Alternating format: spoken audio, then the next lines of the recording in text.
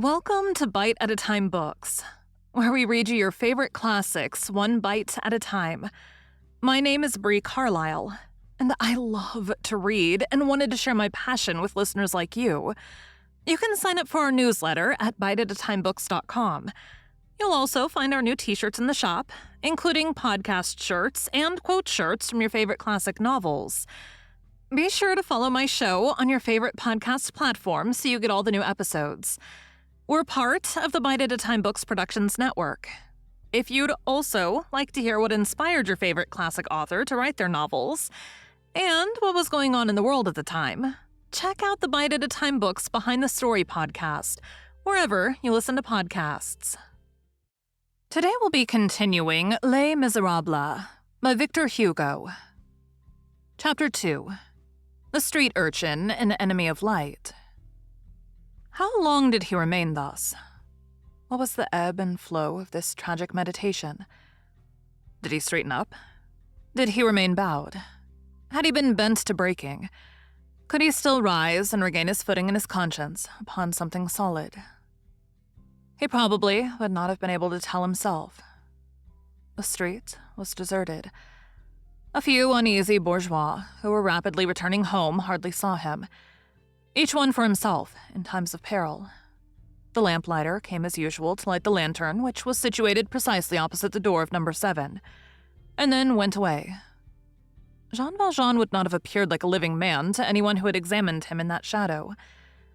He sat there on the post of his door, motionless as a form of ice. There is congealment and despair. The alarm bells and a vague and stormy uproar were audible. In the midst of all these convulsions of the bell, mingled with the revolt, the clock of St. Paul struck 11, gravely and without haste.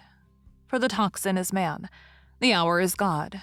The passage of the hour produced no effect on Jean Valjean. Jean Valjean did not stir. Still, at about that moment, a brusque report burst forth in the direction of the halls. A second, yet more violent, followed. It was probably that attack on the barricade in the Rue de la Chevrerie, which we have just seen repulsed by Marius. At this double discharge, whose fury seemed augmented by the stupor of the night, Jean Valjean started.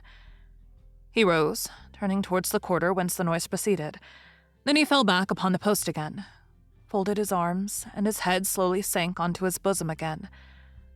He resumed his gloomy dialogue with himself. All at once, he raised his eyes. Someone was walking in the street. He heard steps near him. He looked, and by the light of the lanterns, in the direction of the streets which ran into the Rue aux Archives, he perceived a young, livid, and beaming face. Gavroche had just arrived in the Rue de l'Homme Armé. Gavroche was staring into the air, apparently in search of something. He saw Jean Valjean perfectly well, but he took no notice of him. Gavroche, after staring into the air, stared below. He raised himself on tiptoe and felt of the doors and windows of the ground floor. They were all shut, bolted, and padlocked. After having authenticated the fronts of 5 or 6 barricaded houses in this manner, the urchin shrugged his shoulders and took himself to task in these terms. Pardi. Then he began to stare into the air again. Jean Valjean, who an instant previously, in his then state of mind, would not have spoken to or even answered anyone, felt irresistibly impelled to accost that child. "What is the matter with you, my little fellow?" he said. "The matter with me is that I'm hungry," replied Gavroche frankly. And he added, "Little fellow yourself."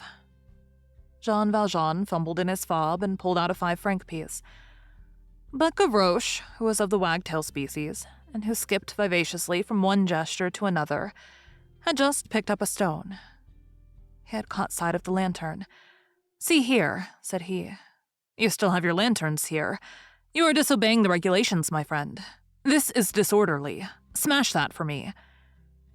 And he flung the stone at the lantern, whose broken glass fell with such a clatter that the bourgeois in hiding behind their curtains in the opposite house cried, "There is 93, come again."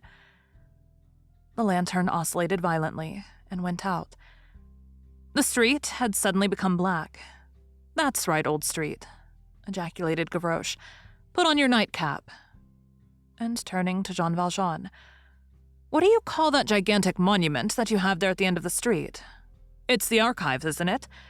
I must crumble up those big stupids of pillars a bit and make a nice barricade out of them."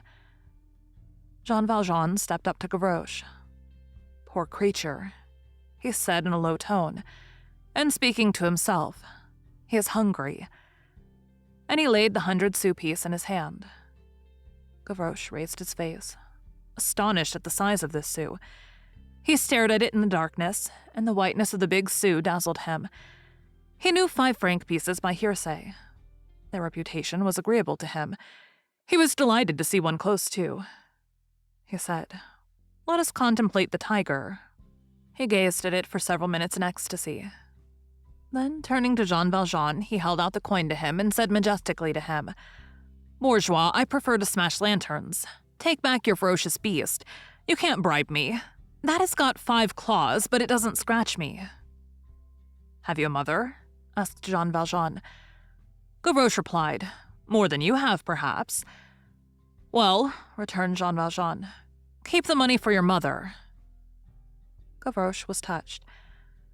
Moreover, he had just noticed that the man who was addressing him had no hat, and this inspired him with confidence.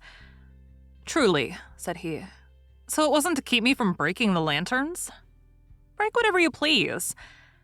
"You're a fine man," said Gavroche, and he put the 5-franc piece into one of his pockets. His confidence having increased, he added, "Do you belong in this street?" "Yes, why?" "Can you tell me where number 7 is?" "What do you want with number 7? Here the child paused. He feared that he had said too much. He thrust his nails energetically into his hair and contented himself with replying, "Ah, here it is." An idea flashed through Jean Valjean's mind. Anguish does have these gleams. He said to the lad, "Are you the person who's bringing a letter that I'm expecting?" "You?" said Gavroche. "You are not a woman." "The letter is for Mademoiselle Cosette, is it not?" "Cosette," muttered Gavroche. "Yes, I believe that is the queer name." "Well," resumed Jean Valjean, "I am the person to whom you are to deliver the letter. Give it here. In that case, you must know that I was sent from the barricade." "Of course," said Jean Valjean. Gavroche engulfed his hand in another of his pockets and drew out a paper folded in 4. Then he made the military salute. "Respect for despatches," said he. "It comes from the provincial government."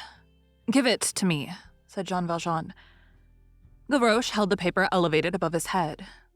"Don't go and fancy it's a love letter. It is for a woman, but it's for the people. We men fight and we respect the fair sex. We are not as they are in fine society, where there are lions who send chickens to camels. Give it to me. After all," continued Gavroche, "you have the air of an honest man. Give it to me, quick. Catch hold of it." And he handed the paper to Jean Valjean. "And make haste, Monsieur What's-Your-Name, for Mademoiselle Cosette is waiting." Gavroche was satisfied with himself for having produced this remark. Jean Valjean began again. "Is it to Saint Mary that the answer's to be sent?